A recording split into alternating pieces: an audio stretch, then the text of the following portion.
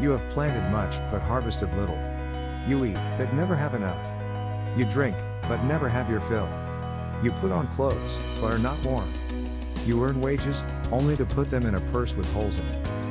Do these words describe your life?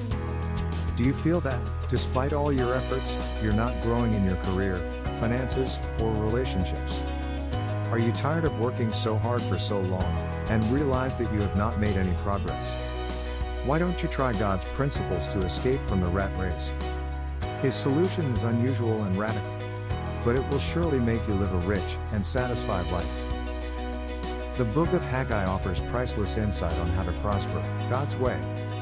According to the book, there are 2 houses we need to build. The condition of these houses will determine the true quality of our life. The first house is our house. Building our house represents our efforts to improve our lives, like pursuing our careers, growing our businesses, and striving to live comfortable lives. There's of course nothing wrong with this. Except that without God's favor and blessings, we live a life of constant want and discontent. The second house is God's house. Building God's house represents committing to a life of worship, prayer, giving, and faith in Jesus Christ. It means we honor God first in our lives. Which of the houses today do you exert more effort to build? Which house is in neglect and needs more attention? In our busyness to build our own house, we often forget to build the house of God. And this is the problem. In fact, most people do not even consider the house of God worth building. When we don't honor God, we can lose our moral bearing and pay dearly for our mistakes. We look to people or things to satisfy us, but they never will, so we get trapped in an endless cycle of dissatisfaction. And because of this, despite our hard work, our earnings may never be enough to support our lifestyle. Could our frustrations be a wake-up call that we are missing something very fundamental and significant in life? When we honor God and build His house first, we receive the most important thing that makes us succeed: God's blessing. When we worship God, our perspectives and priorities change. We pursue His presence, not possessions. This frees us from chasing material things, and instead follow His heart. Our desires become simpler, but our joy will be deeper.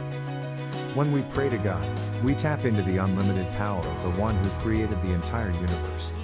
This gives us confidence that regardless of how tough life is, we can rely on Him who is able to help us. We become optimistic and hopeful. When we honor God with our wealth, we recognize that He is the real owner of everything we have. We are just His managers. We become prudent and responsible with what we do with money because it is not ours to recklessly spend, but His to use for His purposes.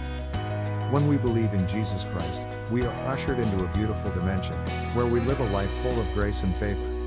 We are blessed not because of what we do, but because of what Jesus has done. His power takes us to higher levels of performance, and guards our hearts with indescribable peace. Going back to the book of Haggai, when even just the foundation of God's house was made, God immediately began to bless His people. Not the whole house was built, but just the foundation. But this brought God at once to action. And God's blessings are not dependent on how good or bad the economy is. When we connect to the owner of all gold and silver, it does not matter what the seasons are, He can still bless us lavishly.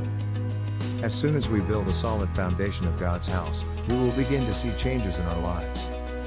We must remember that the foundation is the base of a house, the hardest part, the unmovable part, the longest lasting part, the part that even outlives the house. The right time to build the foundation of God's house is today. We must begin building the habits of worship, prayer, giving, and constant faith in Jesus Christ. The sooner we realize and do this, the sooner we escape life's endless cycle of frustration, emptiness, and lack. By honoring God, we develop habits that will bring positive change. We are not only blessed, we also become better persons. It is paradoxical.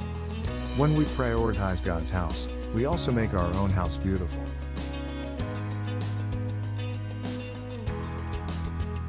If you want us to make similar videos, please like and subscribe. You may also comment and let us know what topics you want us to cover.